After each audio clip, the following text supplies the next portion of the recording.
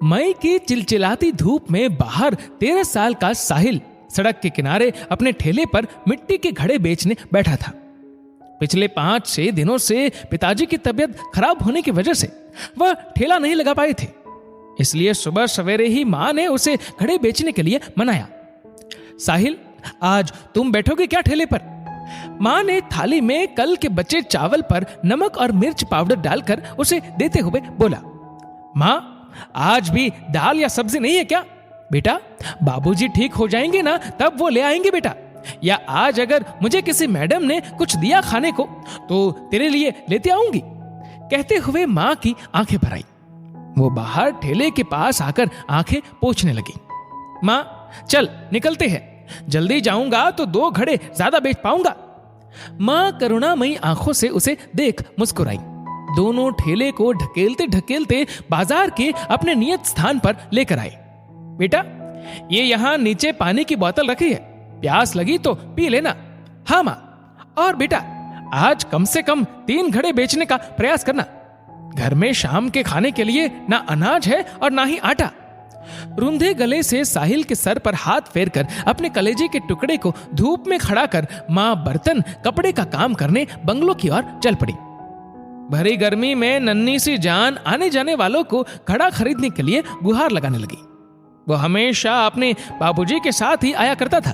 बाबूजी को घड़े बेचते देखता था, उनके साथ वो भी आवाज लगाता था, बाबूजी घड़ा लीजिए, हमारा घड़ा पानी जल्दी ठंडा करता है।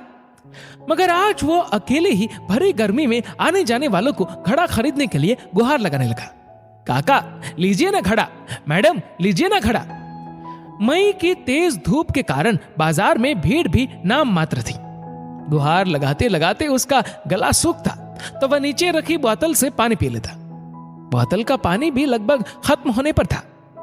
शाम के 4 बजने को आ रहे थे, मगर अभी तक एक भी घड़ा बिका नहीं था। साहिल का चेहरा, सारा बदन पसीने से तरबतर हो गया था।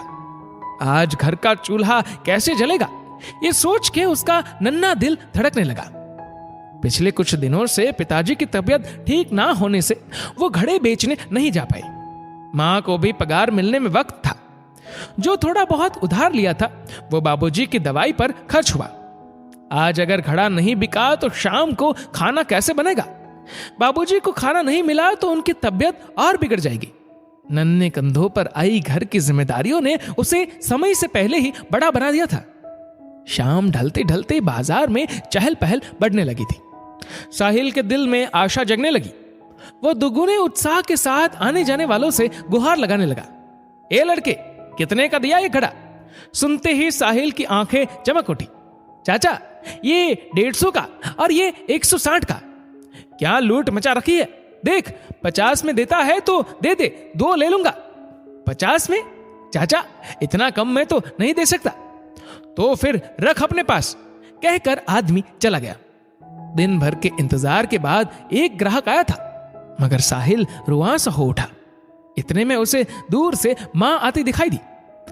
आज के खाने का इंतजाम करने के लिए कम से कम 3 घड़े बेचने के लिए मां बोली थी, और एक भी घड़ा बेच नहीं पाया। उसका गला सूख गया, होंठ थरथराने लगे। क्या हुआ साहिल? साहिल, मां ने उसे हाथ लगाया। बदन बुखार से तप रहा था। मां, एक भी घड़ा नहीं बिका। मां उसे कलेजे से लिपटाकर रोने लगी।